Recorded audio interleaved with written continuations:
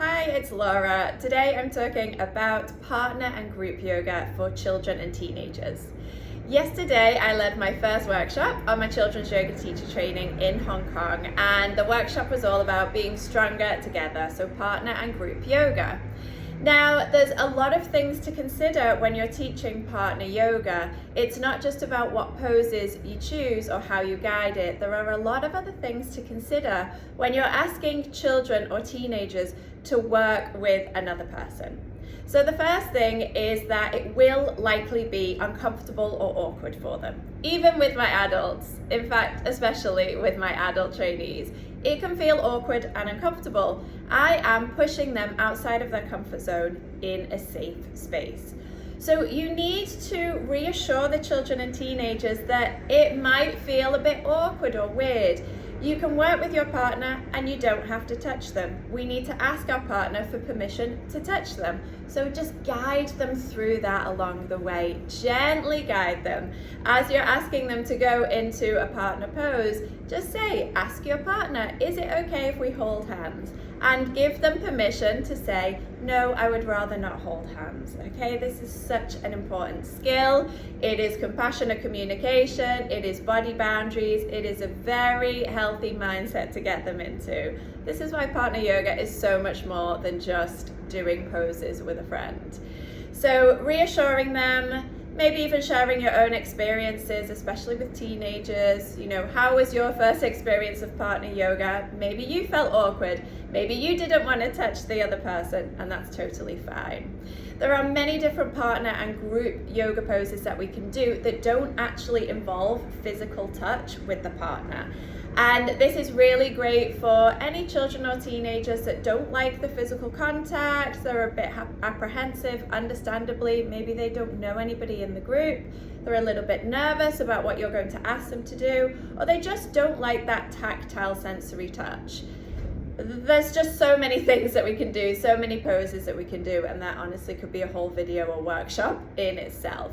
But just reassure the children, guide them through asking permission and kindly declining if they don't want someone to physically touch them during partner yoga. That's totally fine and understandable.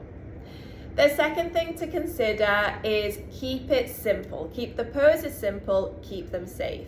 Even if you're working with a group of teenage athletes or gymnasts who can quite easily go into some partner yoga poses where they're doing handstands on top of each other. The first couple of classes, keep it simple.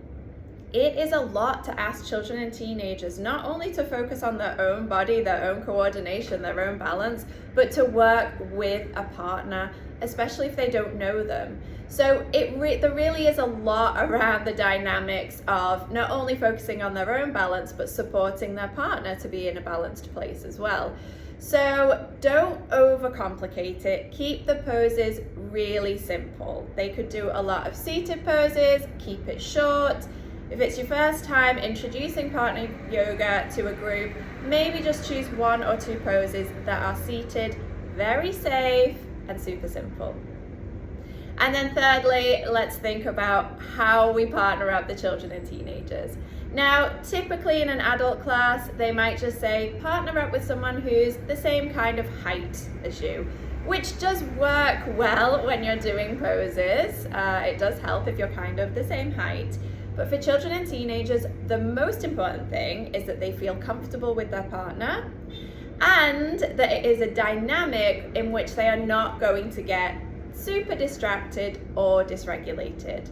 So if you are new to the group, it is going to take a little bit of time for you to understand the dynamics of the class. If you're working with your own children, you're doing this in family yoga, you're doing it at home or in your classroom setting, you know which children dysregulate each other. So you do not need to punish them by saying, no, you two can't work together.